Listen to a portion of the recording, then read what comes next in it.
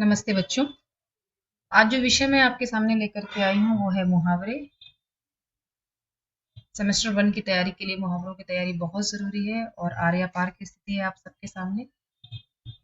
इसमें जो मैंने मुहावरे लिए हैं वैसे तो ये प्रश्न उत्तर के रूप में सिर्फ 10 हैं, लेकिन 4 विकल्पों की भी मैं चर्चा करूंगी। तो 10 चौके 40 मुहावरे। एक तो मैंने रिपीट किए होंगे, हो सकता है दोहराए होंगे, पर लगभग हम 40 मुहावरों की तैयारी करेंगे हम। तो देर किस बात की, हम आरंभ करते हैं। पहला है, दुनिया का प्रत्येक स्वार्थी मनुष्य अपना ब्लैंक की फिक्र में रहता है। आपके सामने 4 विकल्प हैं। अंधे की लकड़ी, अक्ल का अंधा, अंधा क्या चाहे दो आंखें, और चौथा विकल्प है उल्लू सीधा करना। जल्दीबाजी में आपको काम नहीं करना है, 1.5 घंटे हैं आपके सामने परीक्षा के लिए। तो आप देखेंगे कि चारों मुहावरों के अर्थ क्या है। यहाँ पे दुनिया का प्रत्येक स्वार्थी मनुष्य अपना अंधे की लकड़ी की फिक्र में रहता है। नहीं, अंधे की लकड़ी का अर्थ होता है एकमात्र सहारा, तो ये यहाँ पर फिट नहीं बैठ रहा है। यहाँ पर दुनिया का प्रत्येक स्वार्थी मनुष्य अपना अक्ल का अंधा, अक्ल का अंधा मतलब मूर्ख इंसान, तो ये भी यहाँ पर नहीं आएगा। अंधा क्या चाहे दो आंखें, मतलब जिस चीज की जरूरत है बस वो सामने आ जाए। अंधा क्या चाहे, भूख है, भूख लगी किसी को और बस खाना मिल जाए।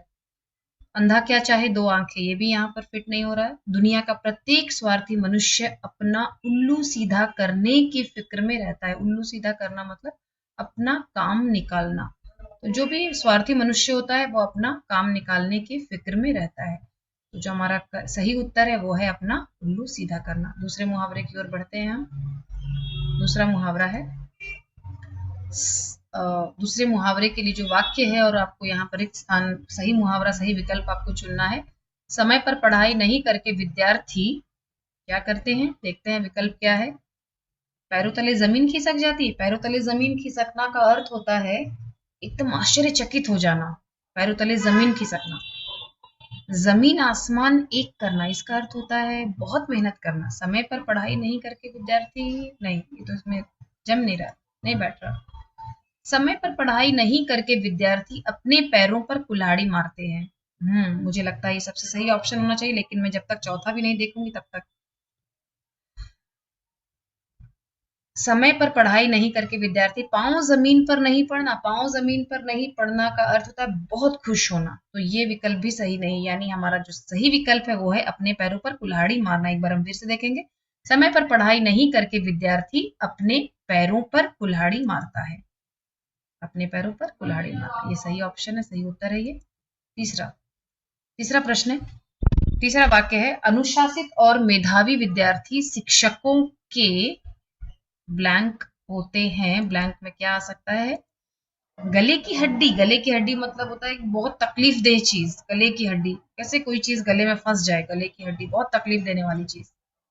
गले का हार मतलब होता है बहुत प्यारा होना। तो मेरे अनुसार ये हो सकता है, लेकिन मैं जल्दीबाजी से काम नहीं लूंगी, पहले मैं चारों विकल्पों को पढ़ूंगी तब समझूंगी। अनुशासित और मेधावी विद्यार्थी शिक्षकों के गले का हार होते हैं, ये सही हो सकता है। एक बार फिर से हम देखते हैं। गले पड़ना, गले पड़ना मतलब आप चाहते नहीं कि कोई आपके ग्रुप में आए, कोई आपके साथ चल कर आए, कोई आपसे बातें करे और वह व्यक्ति आपके गले पड़ रहा है, आपसे बातें कर रहा है, आपके ग्रुप में है, आपके पीछे पीछे चल रहा है, तो उसे हम कहते हैं गले पड़ना। और गाल बजाना मतलब व्यर्थ में अपने बारे में बातें करना, बहुत ज्यादा अपने बारे में तारीफ करना, प्रशंसा करना, हमेशा अपने ही गुण गाना, उसे हम कहते हैं गाल बजाना। तो सही उत्तर आप समझ चुके हैं, गले का हार। हम देखते हैं, अनुशासित और मेधावी विद्यार्थी शिक्षकों के गले का हार होते हैं। चौथा प्रश्न है, बेटी के विवाह के बाद क्या होता है। बेटी के विवाह के बाद हम लोग, मतलब किसी भी घर में बेटी का जब विवाह हो जाता है तो सब लोग बहुत चैन की सांस लेते, विवाह हो गए, ओह चलो, इतने दिनों इतने सारे काम में लगे थे, अब बेटी की विदाई हो गई, अब हम चैन की नींद हम सो सकते हैं। तो बेटी के विवाह के बाद सेठ हीरामल को आटे दाल का भाव मालूम हुआ। नहीं, आटे दाल का भाव मालूम होना का अर्थ होता है सच्चाई सामने आना। जब हम किसी वास्तविक परिस्थिति से हम गुजर रहे होते हैं, हमें वास्तविकता मालूम होती है, उसे हम कहते हैं आटे दाल का भाव मालूम होना। उल्टी गंगा बहाना, उल्टी गंगा बहाना मतलब एकदम विपरीत बात करना, जो चीज मतलब जो चीज यहाँ जो हमें बात नहीं करनी चाहिए। जैसे हमारे बुजुर्ग कहते हैं कि भाई दान दो, दान दो, दूसरों को दान देना चाहिए, दूसरों की मदद करनी चाहिए, पर आप हैं कि दूसरों से दान मांग रहे हैं, तो ये आप विपरीत बात कर रहे हैं, उसे हम कहते हैं उल्टी गंगा बहाना। तीसरा मुहावरा है आंखें फेर लेना, बेटी के विवाह के बाद सेठ हीरामल आंखें फेर लिया, सेठ हीरामल ने नहीं। चौथा है घोड़े बेच कर सोना, मतलब निश्चिंत बेफिक्र होकर सोना, क्योंकि अब कोई काम नहीं है, विवाह हो चुका है, संपन्न हो चुका है, विवाह विदाई हो चुकी है। तो बेटी के विवाह या बेटी की विदाई के बाद सेठ हीरामल घोड़े बेचकर सो रहे थे। सही उत्तर है घोड़े बेचकर सोना। पांचवा, सुनार की दुकान से सारा धन लेकर चोर, रिक्त स्थान के लिए सही विकल्पों वाले मुहावरे के जोड़े चुनिए। यानी आपको दो दो मुहावरे होंगे यहाँ पर, अभी आगे आने वाले विकल्पों में आपको देखना कि कौन से दो मुहावरे हैं जिनके सेम अर्थ है, वही अर्थ है और वो यहाँ पर फिट बैठ सकते हैं। पहला है गले का हार और आंखों का तारा। सुनार की दुकान से सारा धन लेकर चोर, भला गले का हार बनेगा, आंखों का तारा बनेगा? बिल्कुल नहीं, गलत ऑप्शन है। दिन रात एक करना, धरती आसमान एक करना, इसका अर्थ होता है कि बहुत मेहनत करना, तो ये विकल्प भी गलत है यहाँ पे। सुनार की दुकान से सारा धन लेकर चोर छक्के छुड़ा दिए, छक्के छुड़ाना और धूल चटाना का अर्थ होता है किसी को हरा देना, धूल चटा दिया आपने, एक किसी को एक मुक्का मारा, बेचारा धूल चाट रहा, जमीन पर है, हरा दिया आपने उसको। छक्के छुड़ाना, धूल चटाना। जैसे झांसी की रानी लक्ष्मीबाई ने अंग्रेजों के छक्के छुड़ा दिए थे, भारतीय सेना ने दुश्मन सेना को धूल चटा दी, तो ये यहाँ पर फिट नहीं हो रहा है। अब हम देखेंगे चौथा विकल्प क्या है। तो सुनार की दुकान से सारा धन लेकर चोर 9 2 11 हो गया, और दूसरा विकल्प भी उतना ही सही है, चंपत हो गया। तो हमारा सही उत्तर है 9 2 11 होना और चंपत होना। छठा प्रश्न है, मैंने अपने मित्र को अपने यहाँ नौकरी दी, पर वह तो ब्लैंक निकला, उसने मेरी दुकान हड़पने की कोशिश की। हड़पना मतलब किसी की चीज को ले लेना, उसे बिना मांगे, बिना उसे बताए, किसी भी तरह से येन केन प्रकारेण आपने कुछ ऐसी साजिश की, ऐसा षड्यंत्र किया किसी ने कि उसकी दुकान को उसने हड़प ली।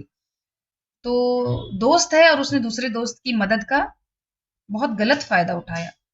तो हमारे सामने चार विकल्प, पहले हम चारों विकल्पों को देख लेते हैं। आस्तीन का सांप, आस्तीन हम कहते हैं स्लीव, स्लीव यानी बाह। तो ऐसा मित्र जो हमारे साथ है, मित्रता का ढोंग रच रहा है, हमारे हमेशा हमारे साथ रहता है, लेकिन वास्तव में वो शत्रु है, उसके लिए सही विकल्प है आस्तीन का सांप। तो ये हमारा सबसे यहाँ पर सबसे सही विकल्प है। फिर भी हम एक बार चारों विकल्पों को देख लेंगे, आंख मूंद कर हम नहीं चलेंगे। कोल्हू का बैल, कोल्हू का बैल मतलब होता है बहुत मेहनत करना, 24 घंटे कुछ ना कुछ काम करते रहना, बहुत मेहनत करना। ईद का चांद होना मतलब साल में एक बार या कभी कभार दिखाई देना, बहुत सालों के बाद दिखाई देना। खाला जी का घर मतलब बहुत ही इजी टास्क, बहुत आसान कार्य, खाला जी का घर। तो मैंने अपने मित्र को अपने यहाँ नौकरी दी, पर वह तो आस्तीन का सांप निकला, उसने मेरी दुकान हड़पने की कोशिश की। तो आप समझ चुके हैं, छठे प्रश्न का उत्तर है, सही विकल्प है आस्तीन का सांप। उत्तर आ गया आपके सामने। अगला प्रश्न है, मेरे दादाजी को मूर्ख बनाना आसान नहीं है। दादाजी मतलब आप समझ रहे हैं कि उम्र हो चुकी है काफी, मतलब कोई बुजुर्ग व्यक्ति की बात कर रहे हैं। मेरे दादाजी को मूर्ख बनाना आसान नहीं है, उन्होंने घड़ों पानी पड़ गया। नहीं, घड़ों पानी पड़ना मतलब होता है बच्चों, जब हम बहुत शर्मिंदगी महसूस करते हैं, जैसे नकल करते हुए जब मैं पकड़ा गया तब मुझ पर घड़ों पानी पड़ गए। नाको चने चबवाना मतलब होता है किसी को बहुत परेशान करना। घाट घाट का पानी पीना मतलब बहुत अनुभवी व्यक्ति। तो जो अनुभवी व्यक्ति होता है ना, जो एक्सपीरियंस्ड होता है, जो व्यक्ति अनुभवी होता है, बहुत मुश्किल है उस व्यक्ति को धोखा देना, उसकी आंखों में धूल झोंकना बहुत मुश्किल काम है। चौथा विकल्प भी देख लेते हैं, खाली घड़ा। खाली घड़ा ये जुड़ा हुआ अंधविश्वास से कि जैसे ही मैं घर से बाहर निकला मुझे खाली घड़ा नजर आया, मतलब ऐसा लगता है कि पूरा दिन खाली जाएगा, कोई अच्छा काम नहीं होगा, उसे कहते हैं खाली घड़ा। तो मेरे दादाजी को मूर्ख बनाना आसान नहीं है, उन्होंने घाट घाट का पानी पिया है। ये विकल्प सही है। यहाँ पर देखते हैं हम सही उत्तर एक बार, उन्होंने घाट घाट का पानी पिया है। वैसे मूर्ख बनाना आपके लिए विकल्प, आपके लिए मैं एक प्रश्न दे रही हूँ, मूर्ख बनाना के लिए क्या सही मुहावरा, कौन से मुहावरे हैं जो सही हो सकते हैं जब आप किसी को मूर्ख बनाते हैं, कौन से मुहावरे हैं जो सही हो सकते हैं, इसका उत्तर मुझे आप बताइएगा। आठवां है, निर्दोष व्यक्ति रिश्वतखोर न्यायाधीश के आगे ब्लैंक क्या कर रहा था, वो हम मुहावरे में देखेंगे भी चारों विकल्पों में। पर उन्होंने यानी न्यायाधीश ने उसकी एक ना सुनी, जैसे आपने रसीला और रमजान पाठ में बात अठन्नी की में पढ़ा है। और उसे सजा सुना दी। हमारे सामने विकल्प है नाक रगड़ी, बेचारा नाक रगड़ रहा था, मतलब एकदम भीख मांग रहा था, नहीं नहीं नहीं साहब मैंने कुछ नहीं किया, मैं निर्दोष हूँ, मेरा यकीन कीजिए, मेरा विश्वास कीजिए। लेकिन न्यायाधीश ने तो, वो तो रिश्वत खाकर बैठे थे, वो भला उसकी क्या सुनेंगे। तो मेरे अनुसार नाक रगड़ना विकल्प 100% सही है, पर हम सारे विकल्पों को एक बार बिना देखे हम आंख मूंद कर काम नहीं करेंगे। नाक कटवाना मतलब जैसे ही बेटा घर आया, पिताजी ने उसे कहा तुम नकल करते हुए पकड़े गए, तुमने मेरी नाक कटवा दी। स्कूल से फोन आ गया, भाई तुम नकल करते हुए पकड़े गए हो, 2 साल के लिए तुम एक्सपेल्ड हो गए, एग्जाम नहीं दे सकते, तुमने मेरी नाक कटवा दी। तीसरा प्रश्न या तीसरा विकल्प है नाक नीची होना, मतलब किसी की इज्जत कम हो जाना। और चौथा हमने पहले भी पढ़ा है नाकों चने चबवाना, मतलब किसी को परेशान करना। और मैंने इसका उत्तर आपको पहले ही बताया, नाक रगड़ना। हम नाक कब रगड़ते हैं, कोई भी व्यक्ति नाक रगड़ता है तब जब वो सिर झुकाता है किसी के सामने, तो ऐसे पोस्चर को, ऐसे जेस्चर को हम कहते हैं नाक रगड़ना। मतलब किसी से क्षमा याचना करना, किसी से भीख मांगना, किसी के आगे घुटने टेक करके उससे कहना कि भाई माफ कर दो मुझे, तो उसे हम कहते हैं नाक रगड़ना। और सही उत्तर आपने जैसा कि देखा, नाक रगड़ना। अगला प्रश्न है हमारा, रमेश को समझाना व्यर्थ है, कितना भी समझाओ नहीं सुनेगा। देखते हैं क्या विकल्प है। वह तो कैसा है, चिकना घड़ा है, नहीं पता नहीं, मुझे भी देखते हैं क्या क्या विकल्प है। मिट्टी में मिलाना, ओके, मिट्टी में मिलाना मतलब खूब मेहनत की थी आपने, आपकी जन्म दिवस की खूब तैयारियां की और टेरेस पे खूब सारे इंतजाम भी किए छत पर, लेकिन जैसे ही जन्म दिवस आपका आरंभ होने वाला था, मेहमानों का जमावड़ा भी हो गया था, वहां भी गए थे, पर झमाझम तेज बारिश शुरू हो गई और आपकी पूरी योजना मिट्टी में मिल गई। भीगी बिल्ली बनना मतलब होता है डर जाना, भीगी बिल्ली बनना। पिताजी के आने का समय हुआ और वे बच्चे जो अभी तक यहाँ वहां कूद रहे थे, दौड़ रहे थे, शोर मचा रहे थे, भीगी बिल्ली बनकर चुपचाप पढ़ने बैठ गए। इसका एक और उदाहरण मैं देती हूँ कि वे बच्चे जो अभी तक बगीचे में फूल तोड़ रहे थे, माली की आहट मिलते ही, माली का स्वर सुनते ही या माली को देखते ही भीगी बिल्ली बनकर वहां से 9 तो 11 हो गए। तीसरा है मिट्टी का माधो, मतलब मूर्ख व्यक्ति। रमेश को समझाना व्यर्थ है, कितना भी समझाओ नहीं समझेगा वो। क्यों नहीं समझेगा, क्या ट्यूबलाइट है, पता नहीं क्या है, लेकिन वो मिट्टी का माधो, मूर्ख है वो। और चौथा विकल्प है हथियार डालना। हथियार डालना मतलब होता है कि अपनी हार को स्वीकार कर लेना, आत्मसमर्पण कर देना, किसी के सामने समर्पण कर देना, भाई अब और मैं नहीं कर सकता, और मैं नहीं लड़ सकता तुम्हारे साथ। बेटे जैसे जो छोटे बच्चे होते हैं, छोटे बच्चों की जिद के सामने माता पिता अक्सर हथियार डाल देते हैं। भारतीय सेना के सामने दुश्मन सेना ने हथियार डाल दिए, पर हमें देखना है कि इस प्रश्न का सही विकल्प क्या है। तो इस प्रश्न का सही विकल्प है रमेश को समझाना व्यर्थ है, वह तो मिट्टी का माधो है। सी विकल्प यहाँ पर ये विकल्प सही है। हम आगे बढ़ते हैं बच्चों। मिट्टी का माधो मोदी जी की लोकप्रियता सिद्ध करती है कि उनका उनका यहाँ पर एक ही मुहावरे को स्प्लिट किया गया, एक ही मुहावरा 2 भागों में विभाजित होगा। उनका हाथ पैर मारना, हाथ पैर मारना मतलब होता है कोशिश करना, ये नहीं होगा। अगला हम देखते हैं, अगला विकल्प क्या है, लोहा मानना। देखते हैं, मोदी जी की लोकप्रियता सिद्ध करती है कि उनका लोहा उनका लोहा पूरा विश्व मानता है। तो ये ऑप्शन बिल्कुल सही है, लेकिन हम पहले पूरा ऑप्शन, हम पूरे विकल्पों को हम एक बार देख लेंगे कि और विकल्प क्या है हमारे सामने।